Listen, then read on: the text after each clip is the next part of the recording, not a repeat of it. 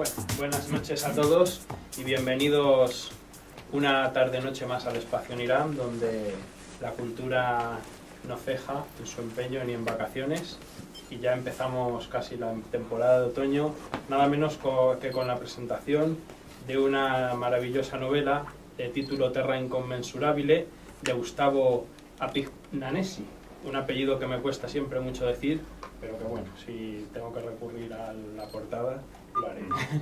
Muy buenas noches y bienvenido a Espacio en Irán. Bueno, muchas gracias. Un placer para mí estar aquí.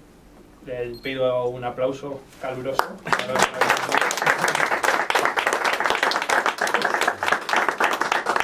Y también nos acompaña otra colaboradora y contertulia habitual, nada menos que la artista plástica Rita Martorell, una artista de sobrada y probada trayectoria que colabora habitualmente con nosotros y que tenemos hoy también el gusto de contar con su siempre grata presencia y para la que también pido un aplauso, como no podía ser. Bien, pues yo no quiero en principio empezar diciendo mucho. Me gustaría que fuera el propio Gustavo el que nos comentase algo sobre el argumento de la novela, un poco lo que le movió a él a escribirla y lo que quiso con ello y lo que un poco ha plasmado ahí, porque no quiero osar yo aventurarme a desvelar algo que él no quisiera hacer. Puedo anticipar que es una novela escrita con gran hondura y con acertado estilo. Él porta un estilo muy agradable de leer, muy fino, y el trasfondo está muy trabajado y no es un trasfondo, como se va a ver a lo largo de esta presentación, sencillo. Entremezcla y entrevera muchas circunstancias.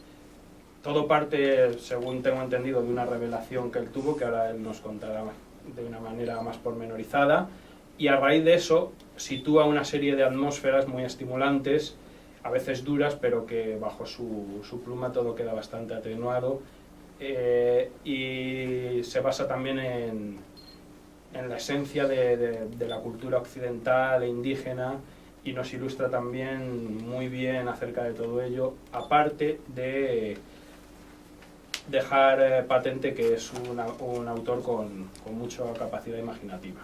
Y ya sin más dilación no me demoro más y le cedo la palabra para que nos cuente algo de su propio libro. Bueno, muchas gracias, Diego, por tu presentación. Bueno, como ya lo anticipaste, voy a empezar contando un poco la motivación o cómo ocurrió. En realidad, este es un ámbito que me es bastante ajeno para mí porque yo soy investigador científico, en realidad. Y estaba en un congreso, yo soy de Argentina, y estaba en un congreso en una ciudad que se llama La Plata, que está muy cerca de Buenos Aires, la capital de la provincia de Buenos Aires, y tengo un amigo con el que solemos charlar mucho sobre cuestiones filosóficas en general, y él en un momento me larga la cuestión así, casi sin anestesia, me dice: Gustavo, ¿por qué? Bueno, voy a decir en argentino, Gustavo, ¿por qué no escribís una novela? Y mi respuesta fue fácil, digo: bueno, Alejandro, estás loco. Yo no soy alguien que me vea capacitado para eso, no soy alguien que... Para mí me suena una empresa muy ciclópea. Tampoco yo era un lector así, un gran lector de novelas, de hecho me interesaba más el ensayo en general. Y bueno, cuando volvía del viaje, me quedo dormido, y en un momento me despierto y se me viene prácticamente casi toda la trama de esta novela, en un sueño. Y bueno, sentí como que era abortar una criatura, no empezar a escribir. Y empecé a hacerlo con voracidad en ese momento, ¿no? Y después continué un poco con el trabajo sin mayor expectativa, no pensaba plasmar la novela, realmente empecé a ver qué era lo que sucedía, pero me fue interesando mucho realmente, me fui involucrando mucho y realmente lo disfruté sobremanera. Y bueno, así se plasmó esta novela, que en realidad tiene una motivación de índole filosófico. Yo quería básicamente decir algunas cosas que en realidad tienen que ver con lo indecible. Yo quería aludir un poco a esa cualidad que tiene el mundo, que por el título no es casual, el adjetivo del título de inconmensurable, que está en italiano, pues puedo decir por qué, pero no es casual porque, digamos, alude a esa cualidad o calidad que existe en cada porción del universo. Y bueno, yo siempre pensaba que el ensayo era el modo más natural de hacerlo, pero me fui encontrando, después fui descubriendo virtudes en la palabra poética que me sorprendieron realmente.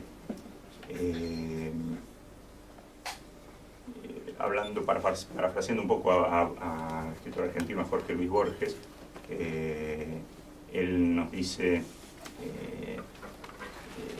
nos habla de una, en la esfera de Pascal, nos dice Borges que de alguna manera la historia de la humanidad podría de algún modo resumirse a la enunciación de unas pocas metáforas, ¿sí? Y nos refiere a la historia de la esfera de Pascal o la esfera mística, que tiene que ver con esa afirmación que se soltó en la Grecia primitiva, ¿sí? Que dice que, contraponiéndose a los tan humanizados dioses homéricos, dice que Dios es una esfera cuyo centro está en todas partes y su circunferencia en ninguna, ¿sí? Es decir, nos habla de un centro que sustantiva, que da sentido a sus diversas manifestaciones, que son infinitas, porque la superficie es infinita, la circunferencia de la esfera es infinita, pero están limitadas por ese centro, es decir, un centro que se manifiesta en cada porción, ¿sí? Y eso es un denominador común que uno encuentra en infinidad de religiones, filosofías, ¿sí? Desde el mandato cristiano de amar el mundo porque Dios está en la creación, porque habita en su creación, hasta el budismo, cuando dice que todo es uno, o uno es todo, ¿sí? Esa cuestión que tiene que ver con esta calidad o cualidad que digo de la inconmensurabilidad, es decir, que cada porción del universo en realidad es ingentemente bella, ingentemente profunda. Y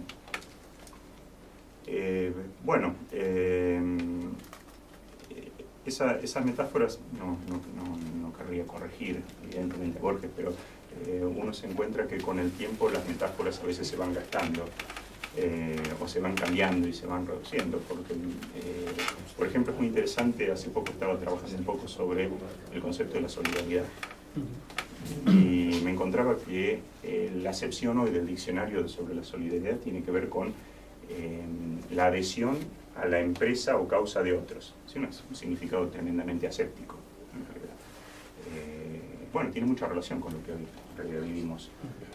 Pero si uno va, por ejemplo, a la fuente, va a la etimología, ¿sí? La solidaridad viene de las palabras de sólidas, ¿sí? Que tiene que ver con sólidamente unido. Entonces la solidaridad deja de ser eso que decía el diccionario en ese contexto y tiene que ver con un reconocimiento de una esencia común. La cuestión que a mí me interesaba era pensar cómo, de alguna manera, nosotros vivimos en una sociedad que hace uso de una cuestión que sería un reduccionismo filosófico, que lo que hace es reemplazar a cada una de las cosas por etiquetas, ¿sí? Por reducciones, y nosotros nos terminamos relacionando con cada una de esas cosas, digo, cosas de modo muy genérico, nos relacionamos con las personas, con los árboles, con lo que fuere. Pequeñas, ¿sí? Convenciones. Sí, y nos llevan a relacionarnos de un modo muy frío, porque en realidad nosotros reemplazamos a esas cosas por etiquetas y después le terminamos de amputar su sustancia, ¿sí? Entonces, si nosotros fuéramos conscientes de esa inconmensurabilidad, de esa belleza que mora en cada porción del universo, nosotros tenemos una forma de relación completamente distinta, ¿sí? Mucho más profunda. A eso es a lo que de alguna manera quería aludir, que por ahí pongo mucho el acento en eso ahora, pero en el libro trato de que sea muy subyacente, ¿sí? muy tenue, de simplemente sugerirlo. En realidad el libro es una historia que transcurre en el encuentro de culturas, de la conquista de América, y tiene, digamos, elementos de una novela histórica, ¿sí? Con aventuras, y en la cual uno trata de entretejer un poco este tipo de cuestiones. cuestiones. Así que, bueno, no sé si...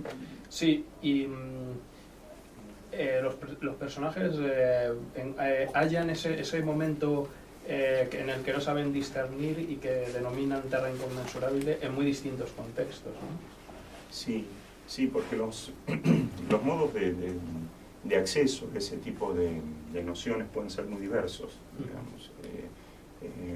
Uno de los personajes lo halla por ejemplo, en la música, otro la matemática. lo halla en la matemática, otro lo halla en el amor sexual.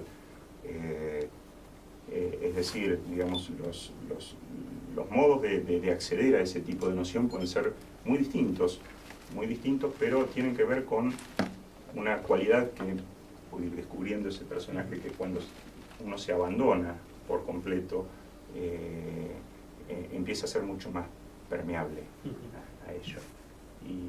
Y bueno, y ahí venía un poco la cuestión esta de que por qué el lenguaje poético, encontré esa virtud en el lenguaje poético que yo francamente no avisoraba tan profundamente, que tiene que ver, por un lado, con el hecho de que aquí tenía que aludir a cuestiones que son, como decía, inasibles, de alguna manera intangibles, inabordables en su completitud desde lo conceptual. Entonces necesitaba el modo alusivo y necesitaba una atención que es distinta de la del lector de un ensayo, porque un ensayo lo hace con un espíritu crítico muy elevado, digamos, y yo necesitaba tocar la fibra íntima, porque el modo alusivo lo que hace es generar, es evocar experiencias. Yo creo que este tipo de emociones, de alguna manera, en distinto grado, todos las tenemos o las hemos tenido en algún instante de nuestra vida. Entonces, el modo alusivo nos ayuda a situarnos ante las puertas de este tipo de cuestiones. Además que, bueno, en ese sentido, digamos, el lector de una novela es mucho más permeable, está mucho más relajado, mucho más... Claro, la novela como género da cabida a un arco mayor de estilos literarios y de géneros. Sí, claro. sí, y eso incluso me llevó a una conclusión aún más fuerte, porque no necesariamente cuando uno tiene que eludir a estas cuestiones, yo creo que la palabra poética posee una potencia muy fuerte, en el sentido de que de la búsqueda de la belleza. ¿Sí? La belleza es algo muy fuerte, contundente, muy convocante, digamos, la belleza nos toca y nos convoca irremediablemente, ¿sí? Pero por su parte es inasible en sí misma. Y yo acá me refiero más que a la búsqueda, cuando uno entiende a la literatura de ficción como la búsqueda de la belleza, pero no solo la búsqueda de la belleza en el decir, en el modo de decir, sino que la búsqueda de la belleza en lo dicho, ¿sí? Ahí lo interesante es que la palabra poética lo que hace es, de alguna manera, nos ayuda a encontrar esa belleza que anida en cada uno de los rincones del universo, a lo más cotidiano, a lo más coyuntural, digamos, cuando un autor habla de su madre, de un perro, de un árbol, de un pájaro, de lo que fuere, ¿sí? Por ahí nos está hablando de cuestiones que nosotros ignoramos a cada paso en nuestra vida, ¿sí? Porque se ha perdido poesía en la vida diaria, ¿no? A lo mejor. Sí, y eso nos llama, digamos, de alguna manera, la palabra poética, al instalarlo y al mostrarnos esa belleza inherente que nosotros ignorábamos, lo resignifica completamente. Es más, tiene más que ver con la mirada de los niños. Los niños a todo lo abordan con esa forma tan pura del aprendiz, ¿no? Del que se quieren beber de todo. Y realmente cuando uno hace eso tiene una visión completamente distinta a esa visión reduccionista que decía al principio. Tiene que ver con que uno se enfrenta ante algo que sabe como ingentemente bello, como ingentemente profundo, uno se relaciona de un modo completamente distinto. Tiene que ver con... No puede hacerlo si no lo hace en la humildad, no puede hacerlo si no lo hace en la libertad, en la sensibilidad. Es decir, la única posibilidad que cabe es la condición de amante, digamos. El amante del mundo es el que tiene ese tipo de visión. Entonces, en todo sentido, digamos, a veces involuntariamente la palabra poética nos llama la atención de todo lo que nos estamos perdiendo a cada paso, ¿sí? Aun cuando hable de lo más trivial, el resignificarlo y el mostrarnos su contenido, creo que tiene un aliento filosófico profundísimo, digamos, y es más, tiene una impronta ética muy fuerte, ¿sí? Porque hace que nos relacionemos con ese objeto, ¿sí? O con lo que fuere de una manera muy profunda y distinta a la habitual. Bueno, queda claro que Gustavo es un gran divulgador, ¿eh? Un científico y un gran divulgador. Yo ahora, si me permites, tomando el hilo de lo que acabas de decir, yo me he tomado la libertad esta tarde de escribir algunas líneas con respecto a lo que yo he podido percibir en la novela y en tus acotaciones, y voy a tomarme la libertad de leerlo antes de cederle la palabra. Gustavo Apignanesi comparece hoy ante nosotros con un sugerente libro bajo el brazo, Terra Incommensurabile. Tal expresión, además de constituir un sonoro título, refiere un estadio solo perceptible de una manera trascendente. Sería más una sensación fronteriza, la cual nos ocultan las triviales circunstancias que nos suelen adornar. Por ello, es el prurito de nuestro autor transparentar las esencias de lo vivencial y no tanto su carcasa. Así las cosas, me atrevería a decir que nos hallamos ante una novela especulativa, empleando aquí el adjetivo de una manera muy distinta a aquella tan pujante hoy referida a lo acaecido en los mercados secundarios y muchas veces en los primarios. Pero aplicado a la novela de Apignanesi, se vería encauzado a más hondos propósitos. Otro adjetivo con la misma raíz sería especular, pues la novela que hoy nos convoca es el reflejo de una revelación en el espejo de las más hermosas letras. Luis Racionero avisaba de que la filosofía se ha estancado, siendo su último gran sistema el hegeliano.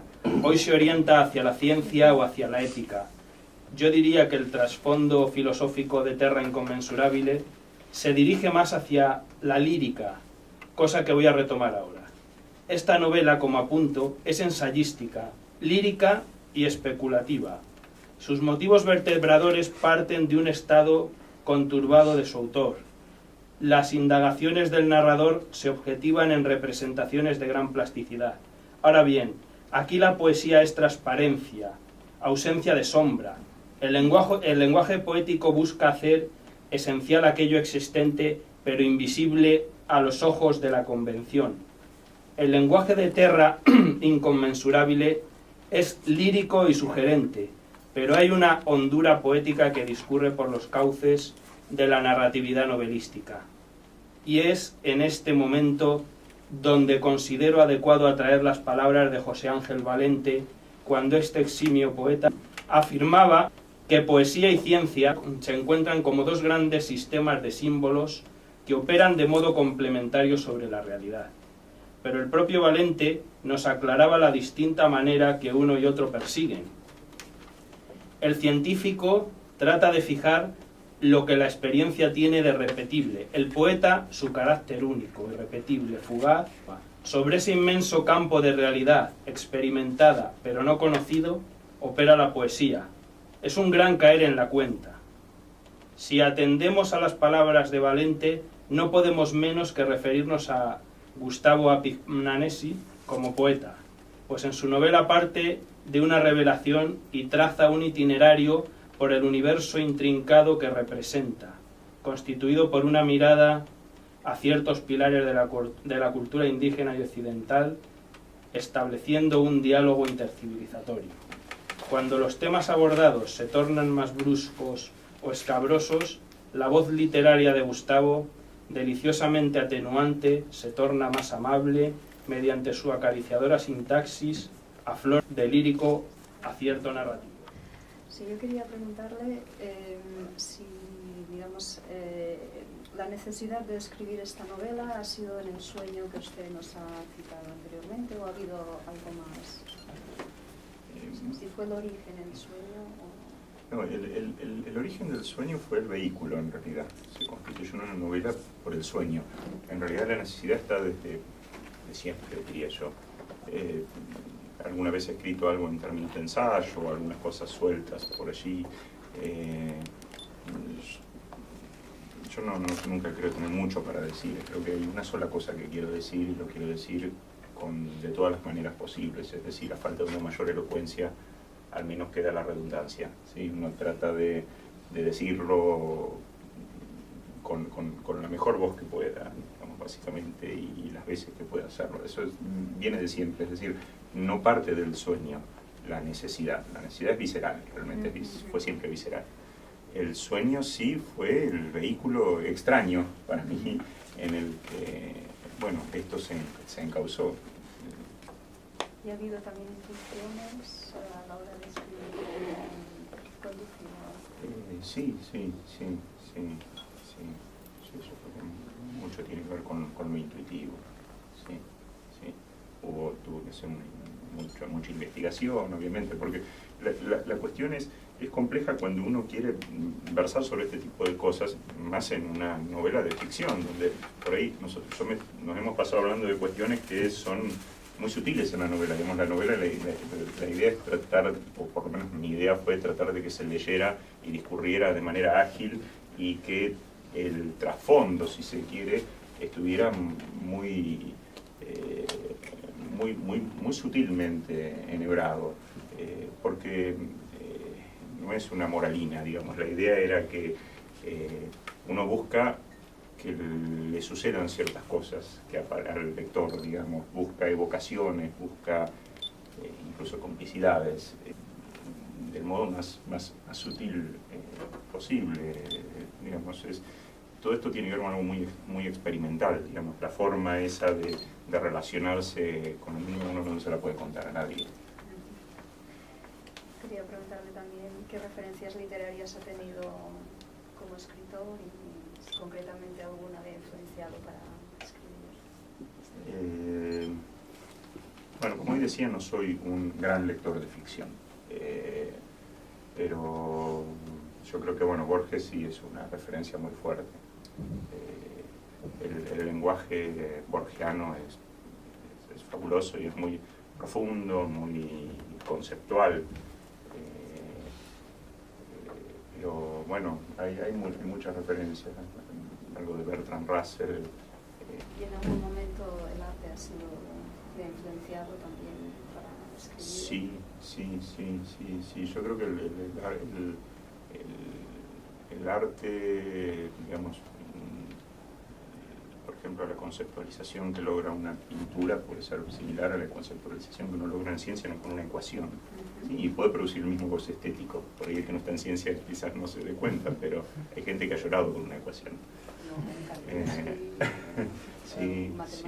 Sí. Bueno, y aquí hay algunas cuestiones, tienen que ver con la pintura, por ejemplo, con el desarrollo de la geometría en la pintura, con el desarrollo de la perspectiva, con las apreciaciones de León Bautista Alberti, por ejemplo. Tiene un componente ensayístico potente la novela. Hay muchas ventanas ensayísticas. Sí, ahí, por ejemplo, es muy interesante, hay preguntas que se pueden hacer desde contextos muy disímiles. Digamos, por ejemplo, la pregunta esa de León Bautista Alberti, ¿qué es lo que se preserva en la proyección? Digamos, ¿cuáles son los invariantes? ¿No?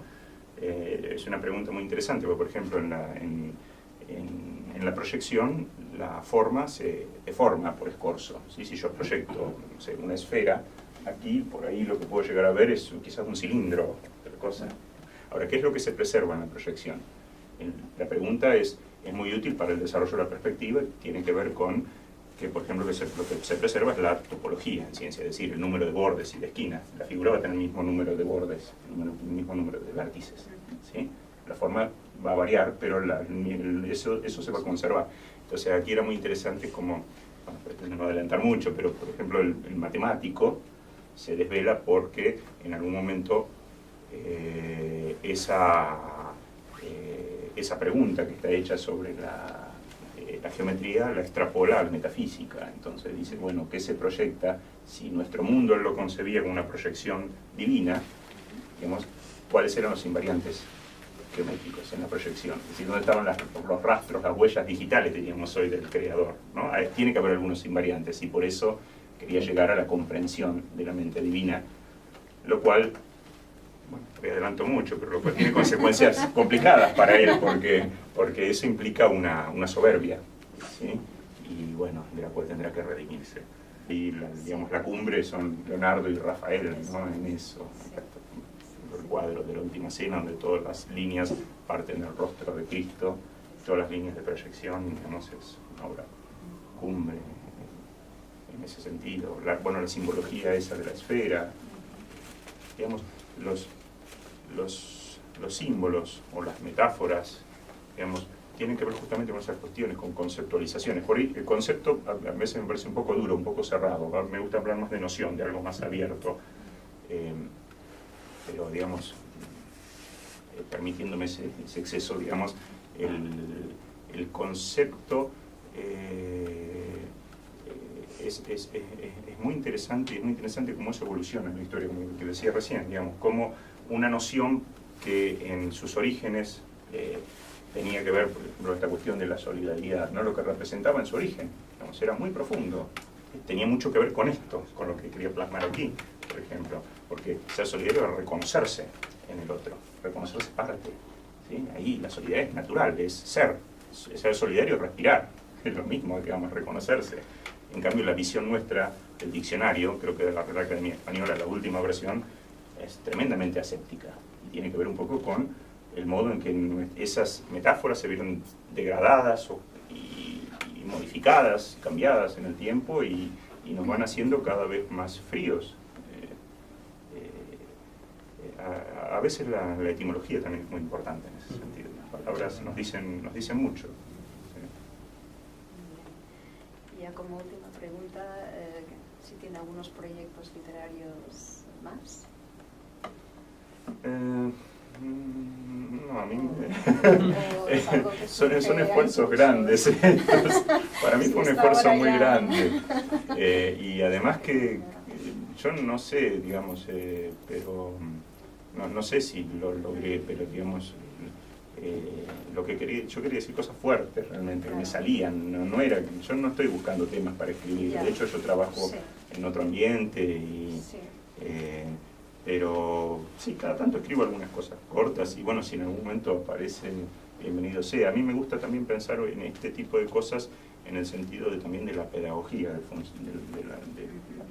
qué función cumple la pedagogía hoy en nuestra sociedad, como para, digamos, permitirnos ser un poco más conscientes de este tipo de cosas. Y eso me parece muy interesante y me desvela bastante, digamos, realmente. Pero bueno, en lo literario no puedo aventurar nada.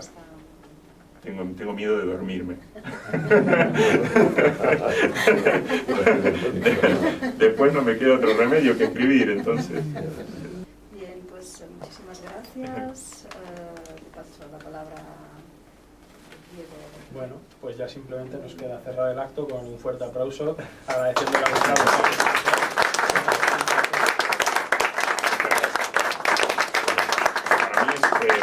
Un privilegio, y bueno, y realmente tu presentación fue conmovedora. Muchas gracias.